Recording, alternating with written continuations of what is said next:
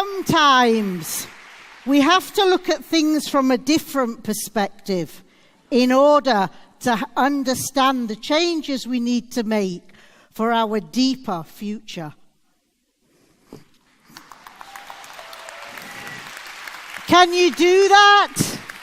Can you look at things from a different perspective, or will you always consider just your point of view? Can you put yourself in someone else's shoes? Or will you always consider what benefits only you? Once upon a time, the world was governed by women. Some say it's fact, others say it's myth. If it was fact, we would have to rewrite the history books. But whether it is fact or whether it is fiction, we need to understand the reality of today. Today, 50% of the world is women. We are not the minority, we are not the majority, we are the equal. We should not need special gender policies. We should receive the same. Oh, God, I can hear you already. It's another feminist speech. You've already stopped listening. You've already decided to consider things from just your point of view. But let's face facts. We have to have women because we're the only ones who can have babies.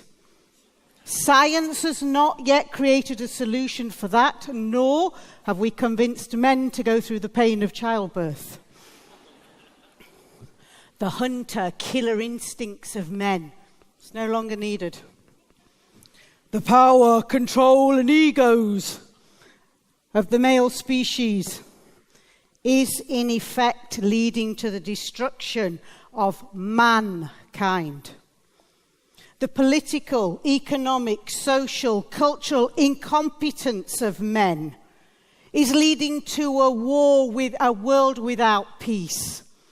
Increasing wars, increasing instability, depletion of natural resources, increased climate change challenges, increased atrocities against the human rights of men, women, and children. Even religion has been corrupted by men.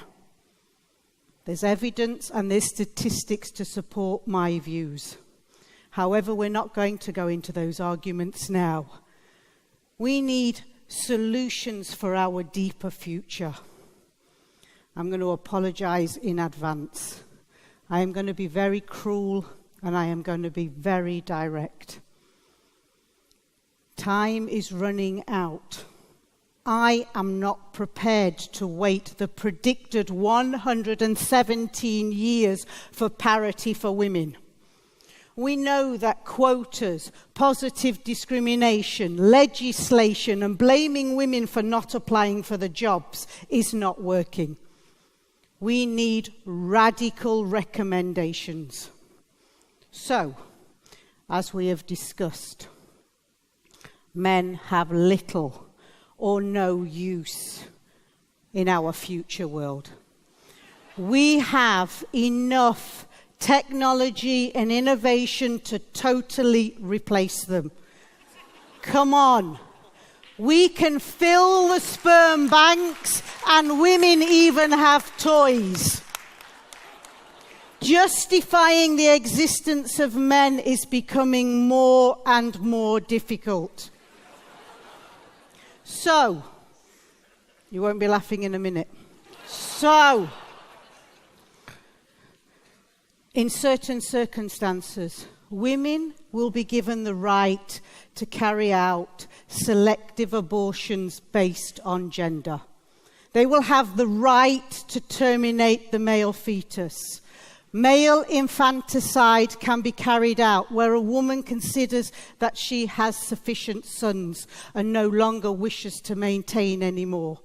Boys will be educated to the age of 12 and thereafter be put into marriage, domestic service, or low-paid jobs. Accepting that women are more competent and have greater value than men. Men will be paid at least 20% less. They will receive pensions of at least 30% less, if at all. Less than 2% of CEOs will be able to be men. Less than 15% of non-executive board directors. In all cases, women will choose the most suitable candidate from their network of friends and family. We have to make sure that men feel included, and legislation is created to protect them. But by ensuring that we have less than 25% men in the decision-making process, we can ensure that none of this legislation is implemented. The control of men must be restricted. No land rights, no inheritance rights.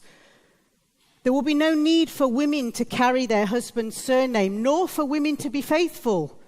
However, in certain countries, adulterous men will be stoned to death or judged by a solely female court of law.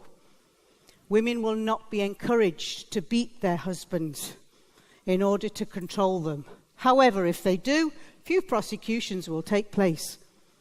Religion must be managed by women, because as for sure, God was a woman, because women are the only creators of life.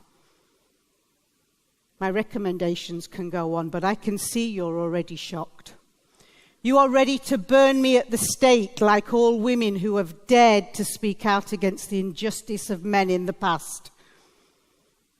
But now I ask you, walk through my words and replace the word male with female, the word man with woman, and the word boy with girl. And this is the reality that the majority of women live in today on this planet, to a greater or lesser extent. This is not the future. This is the now. This is not the equal. This is the unjust. And is it not fair that women can now turn the tables on the men? Can you see what happens when you turn sex on its head? Can you see what happens when you look at things from a different perspective? My perspective. I have no qualifications. I am not an academic. I got here today by attending the University of Life, a course on which I was beaten, raped, discriminated against in the workplace, socially and politically, just because I was born female, a label that has judged me incompetent throughout my life. And yet, despite that prejudice, I have retained my love, my respect, and my admiration for the majority of men around me. Because I know if we are to make change, then we will need the strong men to be the equal drivers of that change. You see, weak men fear strong women. It shows in their insecurity and their inability to play the game fairly. They have to discriminate to win. Only in this game, we will all be losers. Because we only have one humankind. We only have one planet on which we should have all been born equal. I believe in democracy, but there is no democracy where 50% of the population is treated as the minority, where women are given unequal voting shares due to the corrupt position of appointments, the process of appointments, the old boys' networks.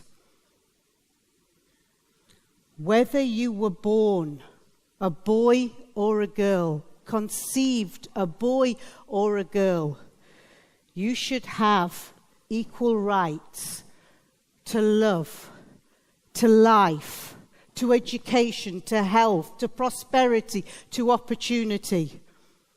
50% of the planet belongs to women. We do not want control. We do not want power.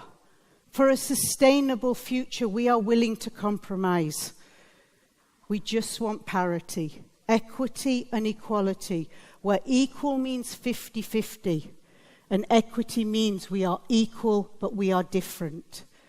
Next time you make a decision, any decision, turn it on its head. Would you be willing to accept the same decision if you were born with the opposite sex gene? And women, we cannot lay the blame solely at the feet of the men. We have to take responsibility. When you see injustice, speak out.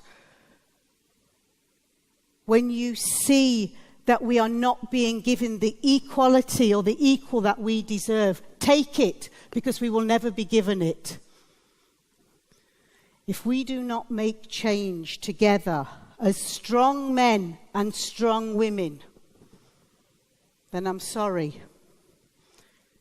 Time is running out. We will see the extinction of men. Gandhi said, "You must be the change you want to see." Madi says, "You must be the change you want to see. No excuses." Thank you.